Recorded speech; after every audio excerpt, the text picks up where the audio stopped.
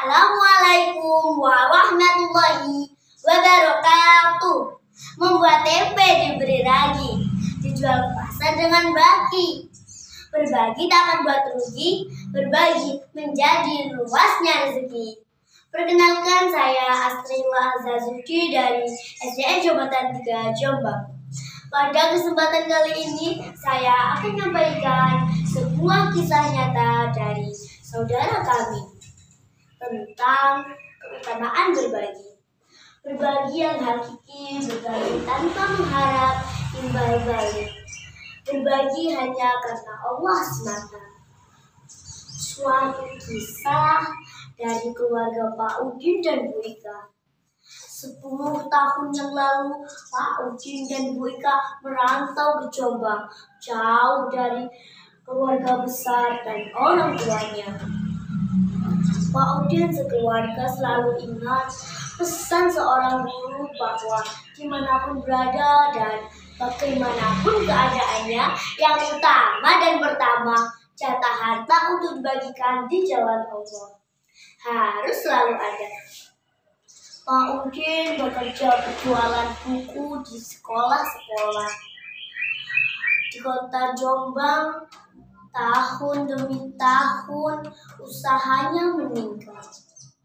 Meskipun mendapatkan harta yang melimpah, beliau tetap berbagi dan mendapatkan harta di jalan Allah. Hingga mendapatkan kontrak besar dari berbagai sekolah. Bu Ika sebagai istri selalu mendukung suaminya dan mengingatkan, setiap kali diberikan kasih sayang Allah berupa harta, Mas, jatahnya Allah itu kan, kata Bu Ika kepada suaminya.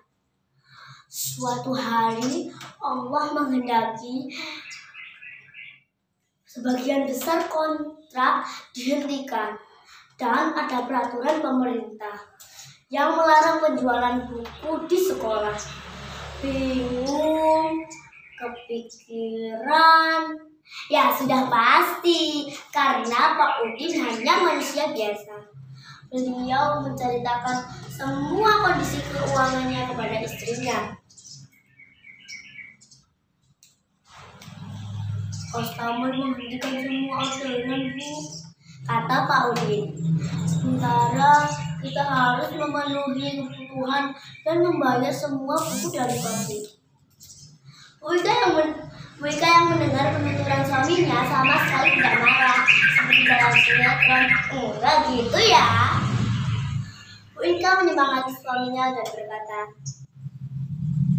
tenang Mas,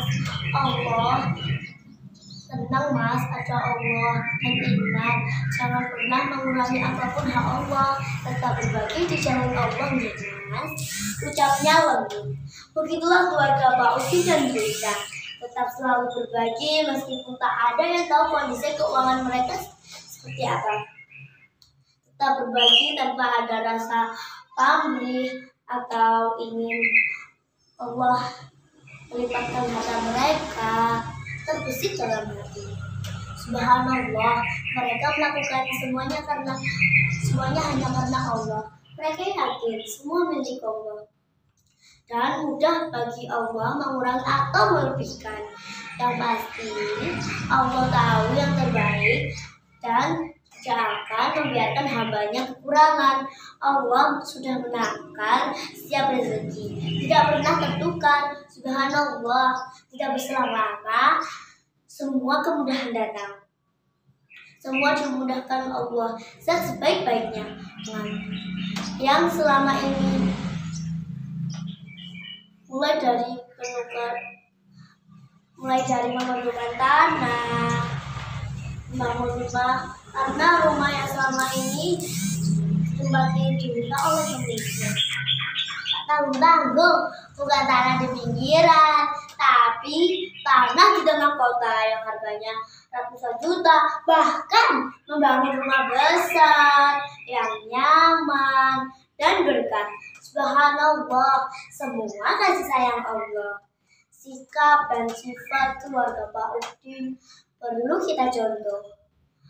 berbagi murni hanya karena Allah semata. Wassalamualaikum warahmatullahi wabarakatuh.